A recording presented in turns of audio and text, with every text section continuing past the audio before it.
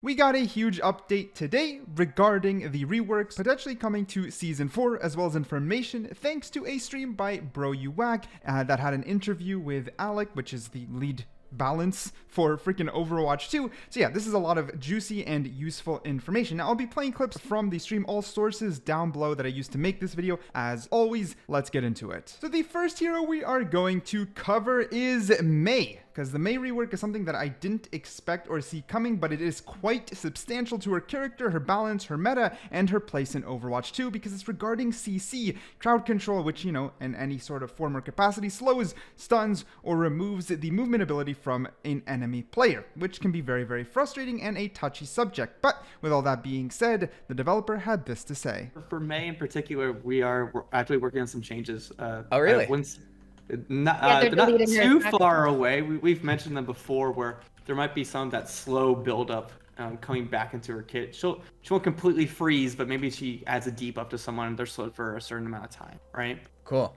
So this is kind of huge and a little bit, again, of a touchy subject, a slow build-up. So some sort of debuff to the enemies in which they slow. Now, they don't directly say it, but a lot of people are speculating it is to the primary fire, and I do wonder if it could even be to the secondary. Imagine if you hit a secondary and it creates a sudden slow effect for you to follow up with more secondaries. I think that'd be a little bit broken, but no one knows because they didn't specify. With that being said, even if it's just to the primary fire, if there is an ever-increasing slow effect, or even when the primary fire stops, there's a lingering slow effect, that is a huge buff and a huge bonus to her crowd control. And yes, I do believe it could lead to some frustration. So without a pun intended, they have to tread this ice extremely slowly because it is thin ice. You can really mess this up if CC is overblown and added to her kit in a substantial way. Next, we're going to be talking about Cassidy. And before I give you my thoughts, of course, this is what the developer had to say. I think on its own, Magnetic Grenade, it does some good things. I mean, I think sometimes we're actually looking right now at how to alleviate some of the bigger frustrations with it, where it's, hey, why does it, follow me for, crazy amounts of time and things like that. So we're looking at like some of the engineering behind, how it targets and things like that. Yeah. See if we can make that a bit easier to understand at times. Just so it makes a bit more sense, a little bit, that frustration level isn't as strong. Those are some of the things we're looking at currently for Cassidy, but nothing to talk about in terms of an exact change. So this one is actually kind of a disappointment because I thought, I thought that they would completely overhaul his grenade, but based off what I'm understanding, it might just be a damage nerf or kind of tone down the way it tracks enemies, meaning you have to be a little bit more intentional or have better aim in order to hit the magnetic grenade. But I don't know. I was just kind of hoping it'd be reworked in a more aggressive way, something more unique, because one, it's a little bit boring, doesn't really feed into Cassidy's hero theme. He's a cowboy throwing a grenade, doesn't feed into that theme very well. And then following that, it can be frustrating. Now, don't get me wrong, it can be satisfying. You dank someone right in the head, you throw the grenade, you turn your back, all cool, bam, they're gone, the support is dead. It's nice. It's nice. It can be fun. It can be engaging, but I definitely thought the rework would be a little bit more intentional and a little bit larger, but unfortunately, that is not the case. However, moving on from Cassidy, we're going to be talking about Sombra, and this is what the developer had to say. I think going into it, what we're looking at is not just nerfing her, not just making her less fun to play. I think if we're going to do anything, she has to, some of our goals are, alleviate some of the frustration of playing against her, right? In terms of this, permanent stealth or, but plus some of the other things that she has, and she's able to get away very easily. So it's, hey, which of those needs to go? How do we look at that? But also just not nerfing her kit so that she's no longer fun to play. We still want summer players to enjoy her. Maybe there's something new for her when she comes out. There's a new toy in terms of an ability or something in her kit that's very different. So those are the things we look at. We don't just want, hey, we did a Roadhog rework, we did a Summer rework, and then they come out and they're not actually fun for those players. So this one is kind of wild because they kind of give a lot of detail here. While they're obviously reworking Sombra already, they even said there's gonna be some asset-based rework. There's two things they are targeting. Either you can no longer teleport away indefinitely now, or you can't stay permanently invisible. Those are the two different things that are targeting, and he basically just said one of them has to go. I don't know which one.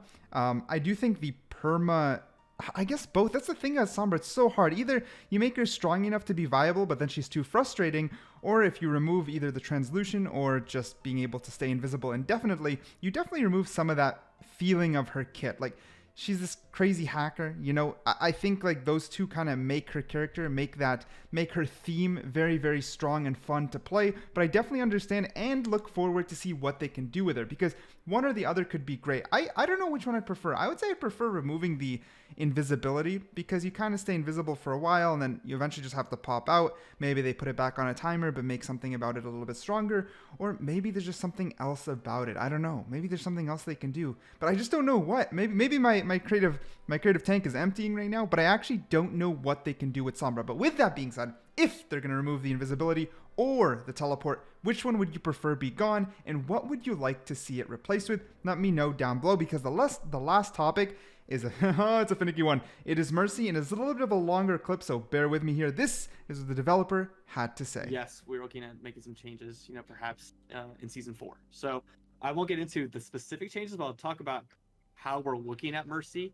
I think, some of the things is we're looking at that healing in terms of the 50% bonus to low health targets, and how, while that does something I think very good sometimes for Mercy in terms of, oh, there's a target over here, there's a target over here, and being that triage healer, it can feel nice, having some of that direction. It is really strong on the opposing side. You're trying to kill someone, and then all of a sudden Mercy's on them. You're like, wow, that's so much healing output going into this one target. Just instant, yeah. Yeah, it can be very difficult to combat, right? There's frustration there. I think when we look at the movement, yes, Mercy's a little bit easier to catch, but at the same time, some of her synergies, aren't there anymore. She goes in for a res, and then she's kind of has to linger for half second to a second, right? She has to linger for that time until the just res. Kind of awkward after pause. The res. Yeah, so after the res, it's like, oh, Mercy might be kind of a little bit dead in the water, right? So can we alleviate some of that pain while still keeping her not as, The Mercy community and Cassidy were begging me to ask, is the no regen in Valk, is that a bug or is that intentional? Is that something you guys are planning on fixing? What's going on with that? It is something we're definitely looking at. It is definitely an oversight from our side. So I think we may introduce that back in those changes that we're going to make in Season 4. But yeah, those are one of the things, like, we're making these sweeping changes to Mercy. Some of that stuff with the res, in terms of the linger time afterwards, some of those things, I think we want to shore up a little bit. So I did clip some of that apart, but yeah, the Mercy changes are quite interesting, because one, they do like the essence of the burst healing. If a target is under 50% HP, you can do that burst healing. It did make some heroes such as Pharah Mercy much harder to deal with, but at the same time, it's a double-edged sword, because while the Pharah Mercy is stronger, playing Mercy with a Pharah is a little bit more frustrating, because they did nerf that movement, which feels janky, feels clunky, doesn't feel very good to play. But it's weird, because it is a net positive to Mercy, so it isn't like a huge nerf. They killed her fluidity, but it was a net buff in terms of how strong she is. When it comes to what they're going to be changing, obviously you just heard it. They might look back on how that burst healing is applied. They might change that up. It's really all about that healing. But on top of that, they're also re-looking at the fact when you pop Guardian Angel, you can get some healing back, because when you pop Guardian Angel, let's say you're low health and you start dodging, you don't get that substantial healing back. The self-healing that allows you to be more survivable makes that whole, again, it just makes her more clunky, right? Because you have low HP, instead of popping that Guardian Angel, being a little bit more zippy, having that high skill ceiling, and good Mercy will survive, be able to almost be unkillable and continuously healing for your team. They dumbed her down. Instead, like, if you pop ult right before you're gonna die, you're most likely still gonna die. You have to be a little bit more intentional with it, which I guess is okay. But then because you cannot move as much, you also have to, I guess, it's hard to explain. I guess be a little bit more careful with your positioning. But the flip side of that, again, is lowering that skill ceiling on her. It's a double-edged sword. Some people like it, some people hate it. Some people say Mercy's fine, some people say she's too broken, some people said they hate her more than before. Like, if it comes to being a controversial update or rework to a hero, this is the one. But the fact that they're looking to make changes at all in Season 4 is pretty huge. It means they're playing with it still. They're not done. Now, the last topic of this video is a very quick one, because there's already some drawn out, much more detailed videos on Stylosa's in your Overwatch channel, in which the developers did go over matchmaking, and they got very, very technical. And to be honest, the TLDR is that they gave us proof that matchmaking is getting bit by bit better, but it is suffering the most at the highest ranks. But the highest ranks are streamers who are the most vocal, in which it can kind of make a little bit of a trickling effect in how we perceive the matchmaking.